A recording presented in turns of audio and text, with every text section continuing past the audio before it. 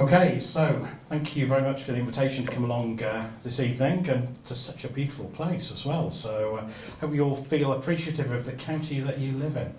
Much better than London. So I'm going to try and talk you quickly through a number of things. So we've got, after the other speakers, plenty of time for questions and answers later on and discussions. But covering some of the service development issues that come out of the 17th of December letter.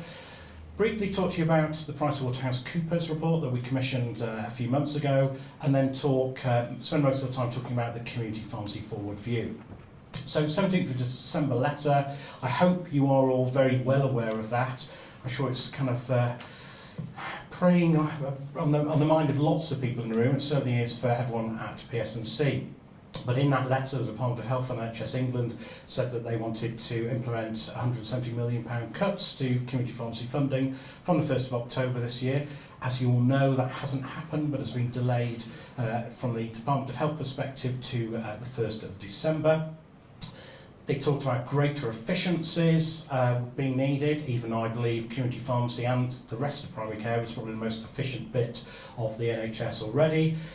In order to tackle the potential impact of pharmacy closures on at-risk communities that really need access to a pharmacy, they have proposed a pharmacy access scheme that will bring extra funding through to community pharmacies that are deemed to be in particularly key areas for patient access, and spent a lot of the morning discussing that with the Department of Health. They also had a separate consultation around levelling the regulatory playing field to allow multiple companies to come together and to undertake hub and spoke dispensing. Lots of concerns and issues about that, even though there's also potential there. And by all means, feel free to ask me later more about that. Introduction of new terms of service for remote distance selling pharmacies, mail order, IT, internet pharmacies. But that also means a lower payment for them on the grounds that they can't do everything that a bricks and mortar pharmacy can do. And I mentioned the hub and spoke already. So they also said, which is almost obligatory in every Department of Health letter or report on pharmacy, there's so much more potential in community pharmacy. We've heard it for years. I've been doing this job for 14 years, and I've lost count of the number of times the Department of Health has said that, but they've not always moved forward on actually doing something about it. So they said, what I hope we'd all agree, that the aim will be a clinically focused community pharmacy service that's better integrated with the rest of primary care. We can all agree that, but had they got any proposals? No, they had not. What they had got, though, however, is a proposal for a pharmacy integration fund, which will be extra funding of £20 million this year, 40, 60, 80, 100 over the next 5 years, so £300 million in total, to help better integrate community pharmacy into the wider primary care team. And the focus for this year is very much around looking at putting pharmacists potentially, more pharmacists in GP practices, but also looking at where they could help with integration in terms of NHS 111 centres, care homes, urgent care hubs as they develop around the country. So care homes and urgent care are the big focus, and there's already work being commissioned to look at some of the IT systems like Farm Outcomes and Webstar and Sonar to see whether they could develop interfaces to send information automatically to GP practices. So instead of sending an email about flu vaccinations, for example, boo hiss, we don't want to talk about that. We've already talked about flu earlier on over dinner. But in order to do that, avoid the emails, so it's actually integrating with the GP practice system. It's reducing the grief at the GP practice end, which clearly is a good thing. But also care homes, looking at what community pharmacists but also wider pharmacy input can do there. So because we haven't got any service development proposals from the Department of Health or NHS England, we thought, well, we better give them some. We said, would you like some proposals? And they said, yes, please. So we developed very rapidly some service development proposals that built on our previous vision, on our 5-point forward plan, and some of the other work that was going on. But very much recognising that it was quick, it was focused in a phased approach, 3 different phases, and it was very much at the heart of it was looking at long-term condition management, helping people to manage their conditions better, and helping our general practice colleagues with that workload that is a significant burden for them at the moment, and will continue to be ultimately. but around developing a pharmacy element of a care plan, because everybody with a long-term condition should now have a care plan, is what the NHS policy is. I don't know whether that actually is the case for all patients, but hopefully the particularly high-risk ones have. But actually we need to look at what can we be doing as part of that wider care plan to actually support those patients. And I'll come back to that in the pharmacy forward view, because we build on that in there. We also did develop some counter proposals. These were very much focused on saying, don't take the £170 million off us, we'll do other stuff to bring wider value and create more savings ultimately than £170 million in order to help the parastates of NHS finances. So those proposals included things like short-term savings, like looking at generic substitution, try to tackle things like branded generics and divestments, looking at waste within care homes. But we also propose service developments, including an emergency supply service, because that is very successfully commissioned by, in some cases, CCGs, other cases, NHS England, in many areas of the country. And it's a real quick win to help NHS 111 particularly, and reduce workload, particularly at weekends for GP out-of-hours providers who are getting a lot of appointments being driven from NHS 111 because people have run out of their medicines. And we also proposed a quality payment, because at the heart of the 17th of December proposals was this suggestion that we'd have a single activity fee, so all of the kind of current fees for scripts dispensing fee, practice payment and the like would all get lumped into one. And we said, well, that's very volume driven, and we've been saying, and the Department of Health have been saying for years, we want to have less of a volume-related driver in the contract, and they seem to be going the opposite way. So let's look at having some specific money put aside for a quality payment. So various proposals in there about driving current medicines optimisation services such as MURs and NMS, making sure everybody's providing those. Flu may have been thrown into there. Looking at making best use of pharmacies to drive public health engagement, having personalised public health campaigns, because we've got some local NHS England teams around the country that are not making use at all, let alone best use of the 6 public health campaigns a year. Access to summary care record that we should now all be making sure we have. I hope you've all gone on your training and you've then gone on and accessed it. We have an amazing number of pharmacies that have been trained up, but they haven't gone on to access the SCR. And if for no other reason, you will not get your £200 payment if you don't access it, but you should be accessing it clearly for patient benefit. So, lots of things there. Where did we get to? Well, Department of Health and NHS England quite like the idea of a quality payment, so you may see that coming on fairly soon. They actually also quite like emergency supply. Now, we were talking about what I would describe as a full-fat version, so that it's not just NHS 111 referrals, but it would be walk-in patients dealing with the loans issue that you particularly have in community pharmacies at weekends, I guess. They're more interested in a kind of a skimmed version, which is more NHS 111 centric. But we'll see where we get to. What they've also done, NHS England, is commissioned Richard Murray, who's the Director of Policy at the King's Fund, one of the London-based health think tanks, to review the clinical pharmacy services and advise Keith Ridge, the Chief Pharmaceutical Officer at NHS England, about the future development and commissioning of community pharmacy services. And we expect that to report within the autumn, but that is a Department of Health definition of the autumn, so it's probably December in reality, this side of Christmas, just about. But what we've also had is the Brexit vote, and that, as you know, threw the government into a bit of chaos, and we've ended up with a new junior ministerial team at the Department of Health. David Mowat's our new minister. We had a meeting with him a few weeks ago, and he made the determination that he wouldn't implement the changes in October, but that we would expect them to come through from the 1st of December. So we're currently in discussions with the Department of Health on that and the implications of that, and sadly there's no more I can say about that because there's nothing certain further on that, but more news as and when we get it. As part of our response to the 17th of December letter, though, we commissioned PricewaterhouseCoopers to look at the underpinning value of community pharmacy, because while we may be assessing more effectively the value of the services that we're providing these days, the clinical services, that core value of a lot of the traditional services, provision of MDS, delivery of scripts, some of the enhanced services is not necessarily recognised. We've never been able to look at the wider societal value. So we commissioned PwC to do that. We published a report a few weeks ago in early September, and it is available on the website.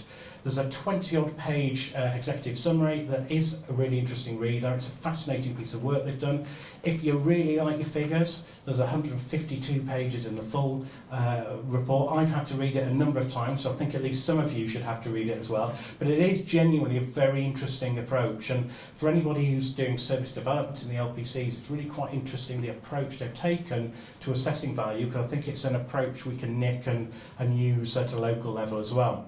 So what they've done is they looked at a range of services, supervised consumption, EHC, needle and syringe programs, clarifying issues of scripts and dealing with errors, the new medicine service, managing drug shortages, delivery of scripts, MDS and associated adherence support, and both minor ailments commission services, but also non-commission, the over-the-counter support for self-care advice, which is one of the very big blobs there.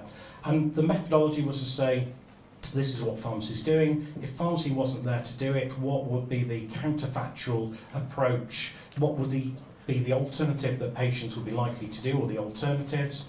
Look at the costs of those and then compare the two. And the difference is the value that pharmacy is driving. So results, over £3 billion from the 12 services that were on that blob chart.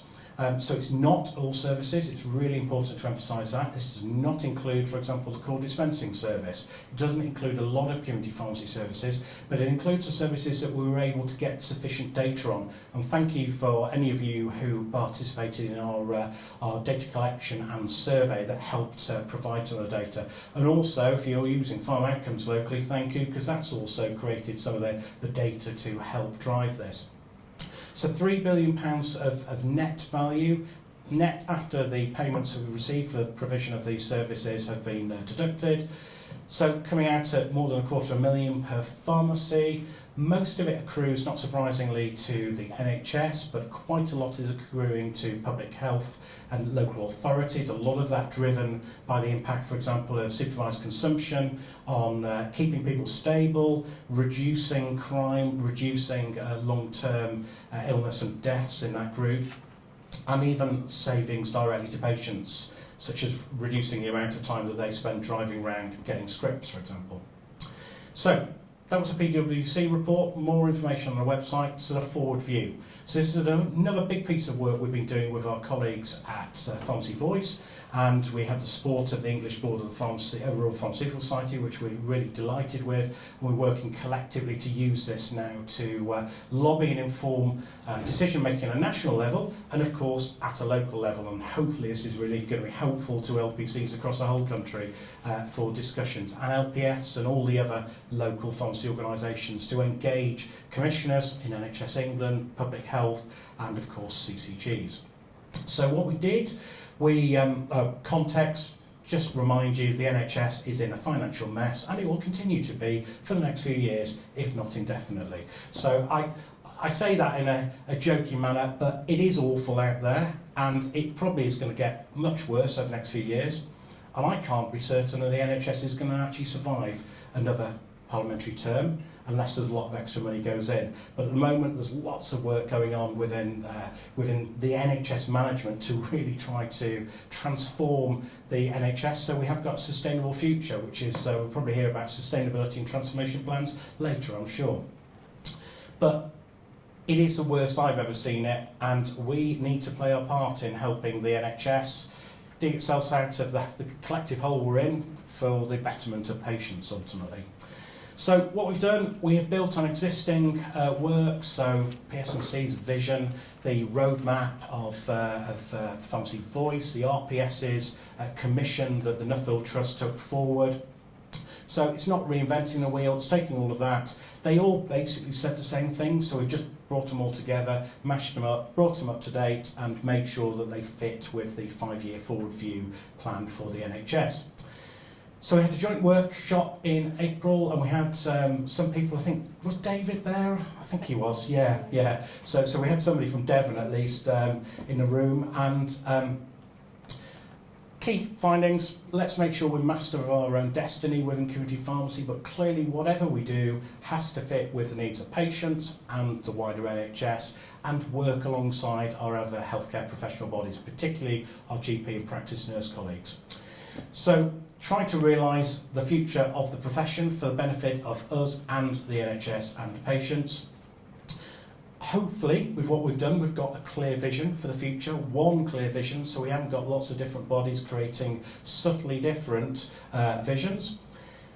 But recognising also that actually there's nothing in the forward view that isn't already being done somewhere. So, I mean, care plans, for example, have been experimented with in the Community Pharmacy Future #2 project up in West Yorkshire. And all of the great work, the innovation that goes on at an LPC level and working with local commissioners is what's driving all of this. So it's the near future because it's going on somewhere. And we just need to try and ensure that we have a more consistent approach and delivery of a lot of these services, be it commissioned nationally or commissioned locally. So 3 core functions for community pharmacy. Number 1, focused on long-term condition management, helping people to manage their conditions more effectively. So aiming to see community pharmacy as a facilitator of personalised care for people with long-term conditions. Very much building on the good work that goes on in MURs and NMS and use of the electronic repeat dispensing service. So make sure that we get the points in, go along and talk to NHS Digital about how we can make better use of that. They're going to be running a campaign very, very soon aimed at GP practices and electronic repeat dispensing. It is a no-brainer for struggling practices, and it's great for patients and it's great for pharmacy. So let's hope we do really see ERD moving forward very soon. But one of the issues that our existing medicines optimisation services have is that they're very episodic, blip MUR here, blip NMS. And actually we just need to smooth all of that out across the year, so we're having more frequent but perhaps shorter conversations with our patients to support them with getting messed out of their medicines. So you're not going to be able to see that, and you probably can't see it on the, well, maybe you can on the chart, but it's in the document. You can download the forward view. This is one example for a multimorbid patient of how we could start to integrate NMS and MURs and other elements of services into the support that we provide around the dispensing episodes with that patient, and working collaboratively with our GP colleagues and feeding in and supporting patients post and pre-discharge from hospital. Working with our hospital colleagues would be novel, wouldn't it? I mean, in many areas it's working. I don't know whether you're making progress on discharge planning here, but we've got lots of hospital pharmacists and chief pharmacists who are now really getting behind that because they need to keep people out of hospital once they have been discharged.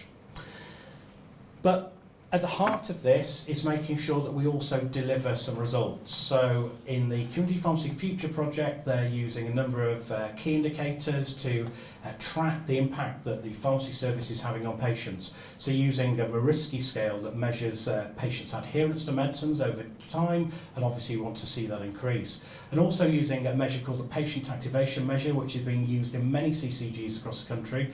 It's an American measure that very effectively assesses the engagement of patients with their own health. And you measure it by asking them a few questions, and you can track it over time. And hopefully you see an improvement by the discussions and motivating conversations you have with those patients. And if you get an increase in activation, that correlates with improved adherence, increased likelihood of behaviour change, and overall more positive results from disease management. So won't go into more detail on that at the moment, but you can read more in the forward view, and we'll be talking a lot more about that over the months to come. Second key function, trusted and convenient first port of call for episodic health issues, so acute conditions. So it's a minor ailment and some from that. So making sure that we support appropriate self-care. We've been doing this for years, but doing more of it. Ideally, it would be with a National Minor Ailment Service, but it ain't going to happen anytime soon. So we need to keep pushing that forward at a local level. But emergency supply could be part of that as well, of course. But increasingly also probably using diagnostic technology. I think we're going to see quite a revolution of that over the next couple of years in primary care. There's some amazing kits starting to appear. We're seeing some little box that's 200 quid that's going to be used in Greater Manchester as part of the Devo Manc work up there, with strips that cost 2 or 3p and can do 5 individual assays per strip at one time, which is quite amazing technology. So really moving forward and moving beyond the kind of kit that costs £1,000 and only does cholesterol, for example. The technology is moving on there. And then finally, but last but definitely not least, using community pharmacy as the neighbourhood health and wellbeing hub, very much focused on disease prevention. If we don't get this right in the NHS, Simon Stevens, the Chief Executive of NHS England, has been very, very clear that if we don't prevent lots of patients developing diabetes, that is ultimately what will start to bankrupt the NHS. So we've got a big challenge there.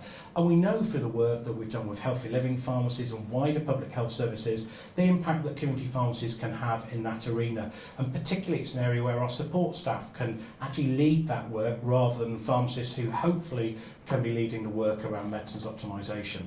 So a really, really important area, but also really important to engage with local communities. The best HLP work is where they're getting out into local communities and working with schools, working with community groups to make a difference and to engage people at an early point.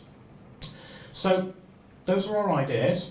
They are based on what we've all previously said and people have genuinely and generally supported in the past from a contractor and pharmacy team perspective, but we really want to hear what you think about it. It's our starters for 10, so please do engage with us. There's information there about how to get in contact using that email address that's on the screen, and share your kind of short stories and how you see the future developing as well, because we want it to be driven and shared by you in terms of our vision for the future.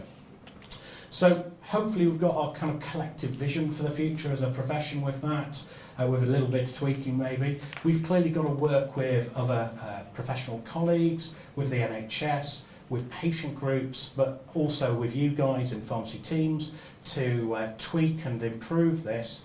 But we all, as Michael said, have to play our part in making it a reality, which of course is the hardest bit. So it's kind of the easy bit's over, it's on to the hard work now. So you can read the forward view, download it at that web address, and I think that's probably my last slide. Yeah, there we are. Thank you.